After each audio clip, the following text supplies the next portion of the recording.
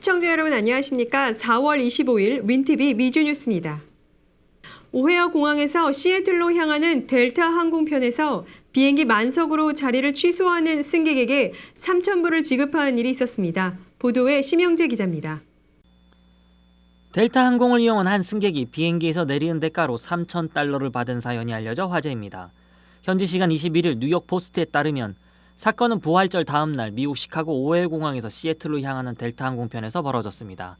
해당 승객은 휴일 다음 날이라 만석이 예상된 항공편에 탑승했다며 당시 상황을 설명했습니다. 갑자기 직원이 나타나 기체연료 균형 문제로 비행기에서 내릴 자원자 2명을 구한다며 보상은 3,000달러라는 믿기 어려운 제안을 건넸다고 전했습니다. 망설일 틈도 없이 그는 곧장 손을 들었고 뒤이어 또 한 명의 자원자가 나섰습니다. 그는 아무 생각도 들지 않았고 누구보다 먼저 손을 들어야겠다는 생각뿐이었다고 당시를 회상했습니다. 델타 항공은 이들에게 여행 크레딧 각각 2,000달러, 1,000달러씩 나눠 발급했습니다. 해당 크레딧은 델타 항공편 외에도 주요 소매점의 기프트 카드로 전환해 사용할 수 있는 것으로 알려졌습니다. 또 같은 날 같은 항공편에서 장비 변경으로 22명의 승객에게 각각 1,700달러씩 제공된 사례도 밝혀졌습니다.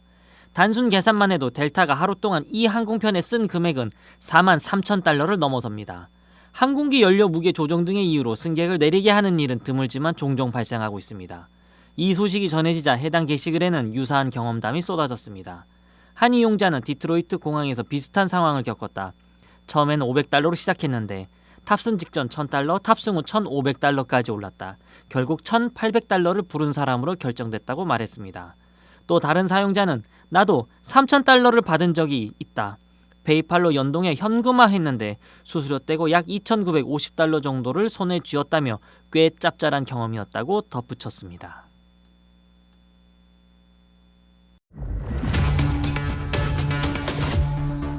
중국의 인공지능 서비스 딥시크가 중국과 미국 내 업체에 한국인 150만 명의 개인정보를 빼돌렸습니다.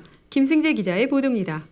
중국의 생성형 인공지능 AI 서비스 딥시크가 한국의 사용자 정보를 동의 없이 중국과 미국 내 업체에 무단 이전한 사실이 확인됐습니다.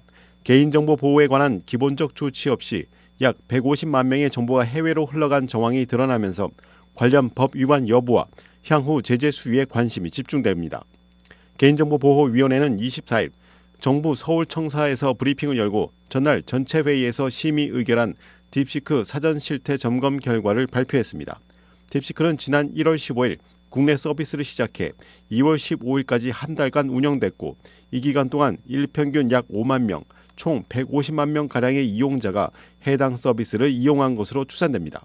개인정보위에 따르면 딥시크는 중국 내 3개 업체와 미국 내 1개 업체에 국내 이용자 개인정보를 이전했습니다. 문제는 이 과정에서 사용자에게 국외 이전에 대한 동의를 받지 않았고 개인정보 처리 망침에도 이를 명시하지 않았다는 점입니다. 특히 입력 프롬프트를 통해 생성형 AI 제공된 내용 역시 중국의 볼케이노라는 업체로 전송된 사실이 확인됐습니다. 이 업체는 중국 소셜미디어 틱톡의 모 회사인 바이트댄스의 계열사입니다. 딥시크 측은 이용자 동의 없는 개인정보 이전 사실은 인정하면서도 보안 취약점 개선 및 사용자 경험을 향상을 위한 클라우드 서비스 활용 목적이었다고 해명했습니다. 그러나 개인정보위는 이용자의 프롬프트 입력 내용까지 국외로 이전할 필요는 없다며 문제의 심각성을 지적했습니다. 이에 따라 딥시크는 4월 10일부터 신규 정보 이전을 차단한 상태입니다. 개인정보위는 딥시크 측에 볼케이노로 이전한 이용자 프롬프트 데이터를 즉시 파기하고 한국 대리인 지정 및 시스템 전반의 안정조치 강화 등을 권고했습니다. 시정 원고 수용 시 딥시크는 관련 법에 따라 시정 명령을 받은 것으로 간주되며 그 이행 결과를 60일 내에 보고해야 합니다. 윈티비 뉴스 김승재입니다. 제21대 대통령 선거를 앞두고 미 중서부 지역 재외선거 유권자 등록 신청이 마감됐습니다. 신청자 수는 5,373명이었습니다. 심영재 기자가 전합니다. 제21대 대통령 선거와 관련하여 미 중서부 지역 국외부재자 및 재외선거인 신고 신청이 마감됐습니다. 시카고 총영사관에 따르면 미 중서부 국외부재자 및 재외선거인 신고 신청자 수는 5,373명으로 집계됐습니다. 전체 신고 신청자 중 한국에 주민등록이 있는 국외부재자는 4,877명, 영주권자인 재외선거인은 496명으로 나타났습니다. 이는 지난 제20대 대통령 재외선거 명부 등재자 수 5,983명보다 10.2% 감소한 수치라고 시카고 총영사관 측은 전했습니다. 재외선거인 명부는 30일부터 작성한 후 다음 달 4일에 확정됩니다. 재투표소 소재지와 운영기간 등은 4월 말에서 5월 초 사이에 공고될 예정입니다. 중앙선관 일정에 따르면 재외선거 기간은 본선거 14일 전인 5월 20일부터 25일까지고 투표 시간 오전 8시부터 오후 5시까지입니다. 재외선거인은 투표소에서 신분증명서와 국적 확인에 필요한 서류 원본을 제시해야 합니다. 국적 서류 사진이 첨부된 경우 별도 신분증을 지참할 필요는 없습니다. 관세로 인해 의약품 비용이 연간 510억 달러, 최대 12.9%까지 오를 수 있다는 전망입니다. 김승재 기자가 전합니다. 미국이 의약품 수입에 25% 관세를 부과할 경우 미국 내 의약품 비용이 연간 510억 달러 가까이 증가할 수 있다는 분석이 나왔습니다. 이로 인해 의약품 가격은 최대 12.9%까지 오를 수 있다는 전망입니다. 이번 분석은 글로벌 회계업체인 어니스트 앤 영이 미국 제약산업 로비 단체인 미국 제약연구협회의 의뢰로 작성한 것으로 로이터 통신이 입수해 보도했습니다. 보고서에 따르면 미국은 2023년 한 해 동안 2,030억 달러 규모의 의약품을 수입했으며 이 중 73%는 아일랜드, 독일, 스위스를 포함한 유럽에서 들여온 것으로 나타났습니다. 같은 해 미국 내 완제 의약품 판매액은 3,930억 달러에 달했습니다. 그동안 의약품은 인도적 이유로 대부분의 무역 전쟁에서 제외됐지만 트럼프 대통령은 여러 차례 의약품 수입에 대해 25% 관세를 경고해 온 바 있습니다. 지난주에는 트럼프 행정부가 의약품 수입에 대한 조사를 시작한다고 발표했습니다. 국가 안보를 이유로 외국산 의약품 의존도를 문제 삼은 것입니다. 미국 상무부가 주도하는 이번 조사는 21일간의 공개 의견 수렴 기간을 포함하고 있습니다.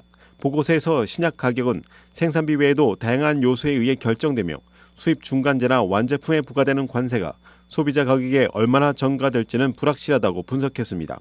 다만 완제품에 부과된 관세가 유통업체를 통해 소비자에게 전가될 경우 미국 내 의약품 가격은 최대 12.9% 상승할 수 있다고 예측했습니다. 윈TV 뉴스 김승재입니다. 92세 고령의 치매 환자의 재산 400만 달러를 횡령한 60대 남성이 체포됐습니다. 심영재 기자의 보도입니다.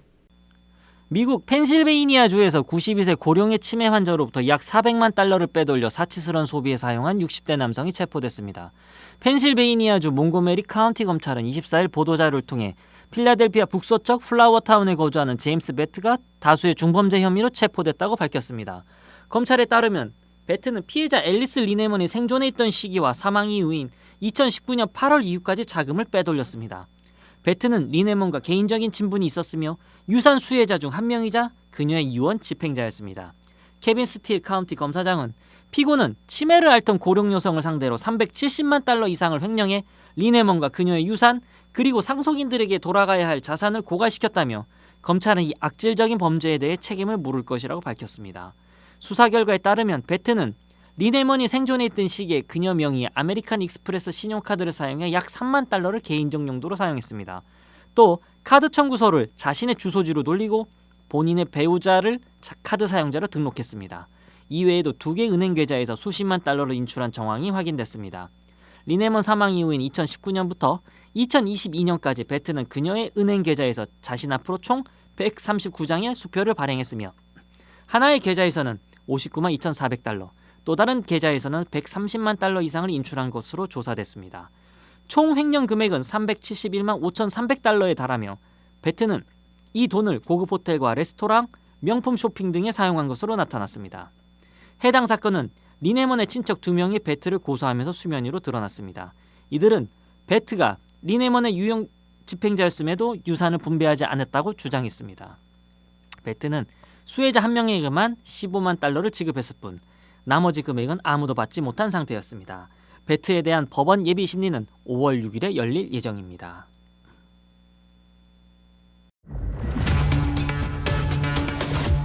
아동을 성폭행한 후 기소된 후 탈영까지의 살인을 저지른 미 육군 소속 한인에게 종신형의 중형이 선고됐습니다. 김승재 기자의 보도입니다.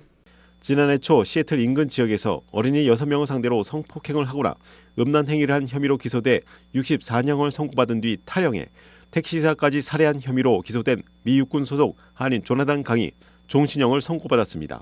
미 육군 군사법원은 지난 23일 살인 및 업무상 공무집행 방해, 탈영, 유해물질 불법 사용 등의 혐의로 기소된 이 상병에 대한 선고 공판에서 종신형을 선고했습니다. 이 상병은 이날 선고 공판에서 1급 살인 혐의를 인정하며 택시기사인 닉 호케마를 머리와 가슴 부위에 칼로 찔러 살해했다고 자백했습니다. 기소 당시에는 계획적 살인 및 강도 혐의도 함께 제기됐으나 재판부는 해당 혐의들에 대해선 기각했습니다. 이번 무기징역형은 해당 형량에 추가로 집행되며 전체 형은 연속적으로 복역하게 됩니다. 미 육군 특수재판국은 성명을 통해 재판 결과가 피해자를 되돌리지는 못하지만 유가족에게 작은 위안과 마무리를 제공하길 바란다고 밝혔습니다. 윈티비 뉴스 김승재입니다.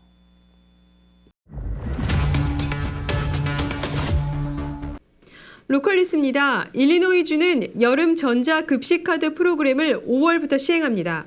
저소득 가정은 자녀 1인당 $120 상당의 지원금을 받게 됩니다. 일리노이주가 여름철 아동 급식 공백을 메우기 위해 저소득 가정을 대상으로 여름 전자 급식 카드 프로그램을 5월부터 본격 시행합니다.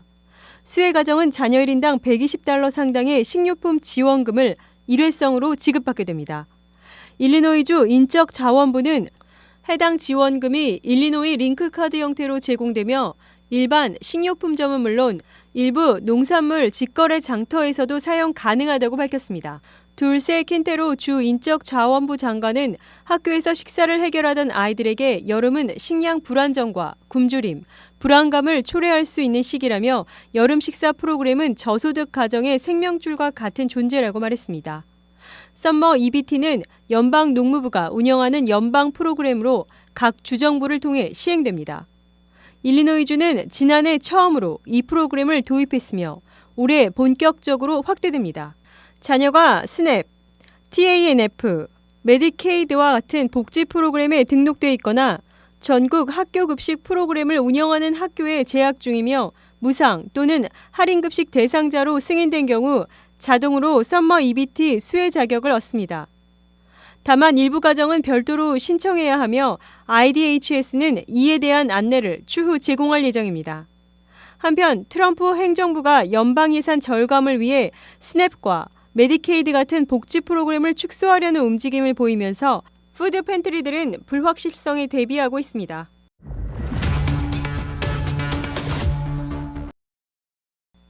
일리노이 지역 한 언론사는 식품의약청의 발표 내용을 인용해 10가지 스낵 종류가 금지될 예정이라고 전했습니다. 식품의약청은 현재 인기 스낵에 많이 사용되는 색소를 없애기 위해 금지 조치를 시행하고 있습니다. FDA는 앞으로 몇 달 안에 2가지 합성 식용 색소인 시트러스 레드 2호와 오렌지 B에 대한 승인을 취소하는 절차를 시작한다고 밝혔습니다. 내년에 금지되는 스낵류 및 음료수 브랜드명은 다음과 같습니다. 쿨에이드, 치토스, 게토레이, 도리토스, 프루트룹스, M&M's, 패치 캔디, 팝타르츠, 스키틀즈입니다. 뉴스를 마칩니다. 시청해주신 여러분 고맙습니다.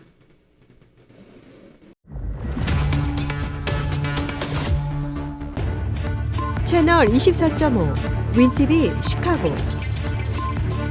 윈TV는 공중파 채널 24.5를 통해 매일 24시간 방송하는 미 중서부 최대 한인 방송국이며 시카고 한국일보도 함께 경영하는 종합 미디어 그룹입니다. 저희 유튜브 채널 윈TV 시카고의 성장을 위해 구독과 좋아요를 눌러주세요.